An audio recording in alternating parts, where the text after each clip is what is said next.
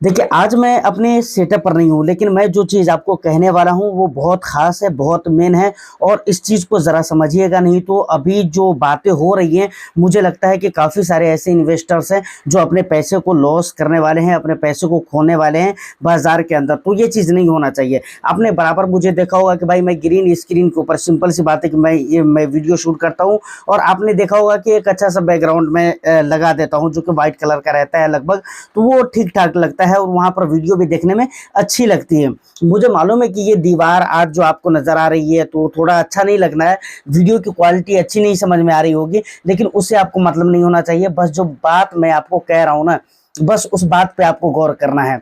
देखिए, अभी हाल-फिलहाल में मैं देख के आ रहा हूँ ना कि बहुत सारे लोग इस तरह की वीडियो बना रहे हैं कि मार्केट से निकलने का समय आ गया है। इस समय पे आपको म्यूचुअल फंड सेल कर देना चाहिए, बेच देना चाहिए। अपनी पोर्टफोलियो को मतलब बहुत सारे लोग ऐसा कह रहे हैं कि खाली कर देना चाहिए। जबकि अगर मेरा ओपिनियन अगर मैं आपको बताऊँ कि मेरा ओपिनियन क्या है, क्या इस समय पे बेचना चाहिए या नहीं बेचना चाहिए? तो इसको समझने के लिए सबसे पहले आपको फ्लैशबैक में जाना पड़ेगा। पीछे आपको तारीख को पलट कर देखना पड़ेगा, हिस्ट्री को देखना पड़ेगा, क्या बैक में इस तरह की गिरावटें या इस तरह की वोलेटिलिटी रही है या नहीं रही है। अगर आप बैक टू बैक देखने की कोशिश करेंगे, तो एक नहीं कई साल आपको, कई ईयर्स आपको ऐसे मिल जाएँगे, जहाँ पर इस तरह की गिरावट पहले भी हो चुकी है। ऐसा नहीं, ये कुछ नया ऐसा नहीं नया हो रहा है। नहीं, इस तरह की जो वोलेटिलिटी है पूरे-पूरे साल भर में रिटर्न्स नहीं आए हैं। ऐसा पहले भी हुआ है। वोलेटिलिटी मार्केट के अंदर लंबे समय तक के पहले भी रही है। ऐसा नहीं कि नहीं रही है। लेकिन उसके बावजूद भी लोग अभी कुछ इस तरह की बातें कर रहे हैं कि भाई समय आ गया है कि म्यूचुअल फंड को सेल कर देना चाहिए, बेच देना चाहिए। मेरा ओपिनियन अगर आप पूछेंगे तो भाई मेरा ओपिनियन बिल्कुल ऐसा नहीं है कि अभी आपको म्यूचुअल फंड सेल करना चाहिए या बेचना चाहिए। जब पीछे ऐसा हुआ है और पीछे एक बात और भी आप गौर करेंगे कि जिन-जिन ईयर्स के अंदर ऐसा हुआ कि भाई साल में अच्छे रिटर्न्स नहीं बने या बने कम बने हैं, ठीक है ना? या बने ही नहीं हैं। लेकिन उसके बाद जब मार्केट ने अपने आप को स्टेबल किया, मार्केट के अंदर जब पॉजिटिविटी आई है, तो वहाँ पर एक तगड़ी और मजबूत वाली पॉजिटिविटी आई है मार्केट के अंदर।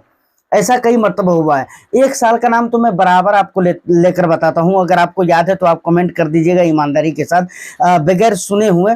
और मैं बराबर कहता हूँ कि भाई उस साल के अंदर स्मॉल कैप के अंदर रिटर्न्स नहीं आए हैं, उस साल में 2017 के अंदर, समझ रहे हैं ना? 2017 में।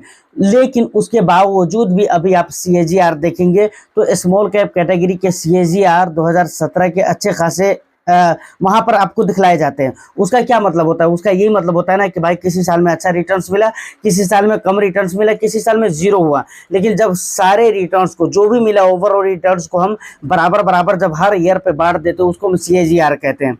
तो कहने का मतलब मेरा सिर्फ इतना है कि अगर इस समय आपको ऐसा लग रहा है कि म्यूचुअल फंड को सेल कर देना चाहिए, बेच देना चाहिए, तो बिल्कुल ये सब करने की ज़रूरत नहीं है।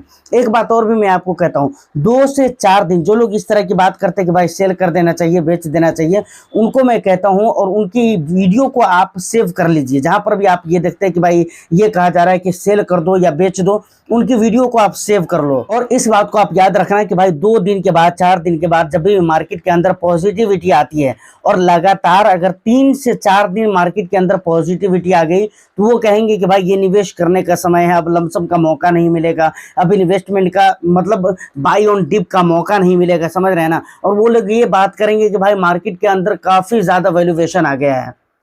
जो लोग अभी निकलने की बात कर रहे हैं ना, और जो लोग ये कह रहे हैं कि ओवरसोल्ड मार्केट है, मार्केट के अंदर बहुत ज़्यादा बिकवाली हो चुकी है, जो कि एक हकीकत बात है, मैं मानता हूँ।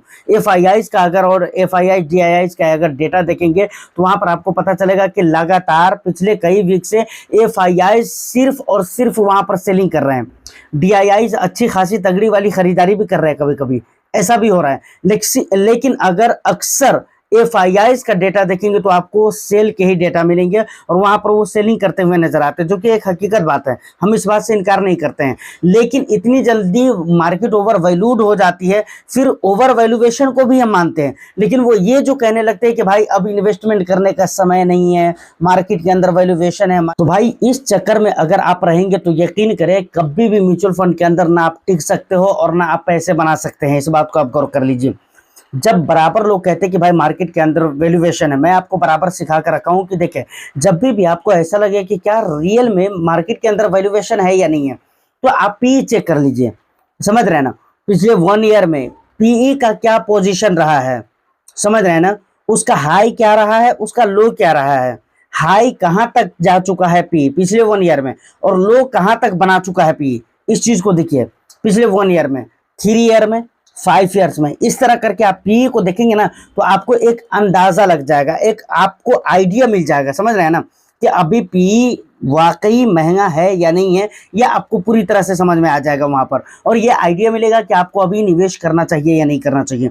लेकिन म्यूचुअल फंड की अगर मैं बात करूं तो जिस टाइम पे हर कोई दुनिया भर में ये कहते हैं कि भाई अभी आपको निवेश नहीं करना चाहिए, मैं कहता हूं कि निवेश आप करो, उस समय पे भी आपको निवेश करना चाहिए। बस ख्याल आपको ये रखना चाहिए कि मार्केट के एक लेवल पे बहुत ज़्यादा पैसे आपको नहीं लगाना चाहिए, बहुत मोटा अमाउंट आपको एक बार में निवेश नहीं करना चाहिए, मार्केट के एक लेवल पर निवेश नहीं करना चाहिए। लेकिन हाँ, अगर आपको बाई ऑन डीप का मौका मिलता है, अगर आपको मौका मिल जाता है कि मार्केट के निचले लेवल पर खरीदारी करें तो आप करें। और बात रही गिरावट की, अभी हाल फिलहाल में जो गिरावट हो रही है, तो यहाँ पर मैं ये कहता हूँ कि बिल्कुल आपको बेचने की जरूरत नहीं, जो आपने निवेश कर दिया वो आपने निवेश कर दिया, उसको आप वैसी करके रखो। हाँ, एक चीज यहाँ पर गौर करने वाली जरूर है, और वहां से मैं जरूर कहूंगा बेचने के लिए, जहां पर आपने ओवर रिस्क लिया हुआ है या ओवर डाइवर्सिफाइड कर दिया हुआ है, आपको लगा कि भाई हम डाइवर्सिफाइड कर रहे हैं, लेकिन आप डाइवर्सिफिकेशन के चक्कर में ओवर डाइवर्सिफिकेशन कर रखा है, या आपने मार्केट के अच्छे सिचुएशन में आपको समझ में नहीं आया, आपने गलती कर दिया और आपने ज्यादातर एलोकेशन अगर अपने रिस्क एपिटाइट से ऊपर उठकर किया हुआ है, तो वहां पर कुछ बेचने की जरूरत है, ये मैं आपको जरूर कहूंगा। लेकिन जहां पर ठीक ठाक है वहां पर आप रहने दें, और जो आपकी एसआईपी चल रही है उसको चलने दीजिए। लमसम अगर आपको नहीं करना है मत करिए, और भी ज्यादा अगर आपको इन्वेस्टमेंट नहीं करना है वो मत करिए, लेकिन जो हो चुका है उसको निकालने की कोशिश नहीं करना है, मैं ये आपको कह रहा हूँ। मतलब जो निवेश हो चुका है उसे रहने दीजिए, और लमसम आपको नहीं करना है। लेकिन एसआईपी के जरिए अगर निवेश भी हो रहा है तो उसको आप होने दीजिए। एसआईपी से मैं मना नहीं कर रहा हूँ, लमसम की मैं बात कर रहा हूँ कि भाई अगर आपको नहीं करना है, लगता है कि नहीं करना चाहिए तो मत करिए, लेकिन जो हो चुका है उसको आप रहने दीजिए, ठीक है ना। और एसआईपी जो चल रही है उसको आप चलने दीजिए। आने वाला समय में आपको पता चलेगा कि भाई उस पैसे पे आपको अच्छे खासे रिटर्न्स बनेंगे। लेकिन इस समय पे आप बेच देंगे, इस समय पे अगर आप अपने इन्वेस्टमेंट को रिडीम कर लेंगे, तो मैं पूरे दावे के साथ कहता हूं कि आपका फायदा तो 1 रुपया का नहीं होगा। बाकी बात रही नुकसान की, तो वो आप करवा कर निकलेंगे, और जितना आप रुके रहेंगे उतना देर तक आपका नुकसान होगा। इसलिए आप अपने लॉन्ग टर्म के लिए बने रहें, लंबे समय के लिए बने रहें। आप अगर अभी रुके हुए हैं, अगर 1 हफ्ते बाद या 2 हफ्ते बाद या 3 हफ्ते बाद तक की गिरावट और होती रही, तो आपको लगेगा कि नहीं भाई ये तो लगातार गिर ही रहा है मार्केट के अंदर, तो हम अब निकल जाते हैं। तो 1 हफ्ते 2 हफ्ते के बाद निकलना नहीं है, या 1 महीने 2 महीने 6 महीने के बाद नहीं निकलना है। आप लंबे समय तक के बने रहें, और तभी जाकर यहाँ पर आप पैसे बना पाएंगे। और देखिए एक चीज जो आप बराबर सुनते हैं ना कि भाई वहां के उस इन्वेस्टर्स ने इतना ज्यादा पैसा बनाया है, उसकी पोर्टफोलियो में इतने ज्यादा परसेंटेज आ गए, इतने ज्यादा ग्रोथ हो गए, उनके पैसे ऐसे ग्रो करे हैं, तो जो आप सुनते हैं ना वो ऐसे ही लोग होते हैं जो इस तरह की सिचुएशन में अड़ कर रहते हैं, टिक कर रहते हैं, और ऐसे सिचुएशन में वो पैसा बनाने की कोशिश करते हैं, ठीक है। और जो लोग इस तरह की सिचुएशन में निकल जाते हैं वो तो नुकसान करवा कर निकलते हैं, उनके फायदे नहीं होते, समझ रहे हैं। जो इस तरह की सिचुएशन में टिकते हैं वो ही इस तरह की सिचुएशन में पैसे बनाते हैं, और आने वाला समय में पैसे बना पाते हैं। अगर आप निकल जाएंगे तो आपको मौका ही नहीं मिलेगा ना, तो इसलिए घबराने की बिल्कुल जरूरत नहीं है। और मेरा मेन मोटिव यही था कहने का कि भाई जो लोग ये कह रहे हैं कि सेल कर दो, उस चक्कर में आने की जरूरत नहीं है। सेल कहां पर करना है जो मैंने आपको बता दिया है पीछे वीडियो में, ठीक है। और उम्मीद करता हूं कि ये बातें आपको समझ में आ गई होगी, तो गलती नहीं होगी। और वीडियो को एक लाइक कर दीजिए, और आपका जो भी वैल्यूएबल फीडबैक है वो भी आप मुझे जरूर बताइएगा। आप मेरी बातों से एग्री कर सकते हैं, नहीं भी कर सकते हैं, कोई दिक्कत नहीं है। आपका जो भी वैल्यूएबल फीडबैक है आप हमें जरूर दीजिए, हमें पता चले कि भाई क्या सोचते हैं आप। वीडियो को लाइक करके शेयर कर दे। चैनल को अगर अभी तक आपने सब्सक्राइब नहीं किया तो चैनल को भी जरूर सब्सक्राइब कर दे। फिर मिलता हूं किसी नेक्स्ट एंड इंटरेस्टिंग वीडियो में। All the best. Thank you for watching.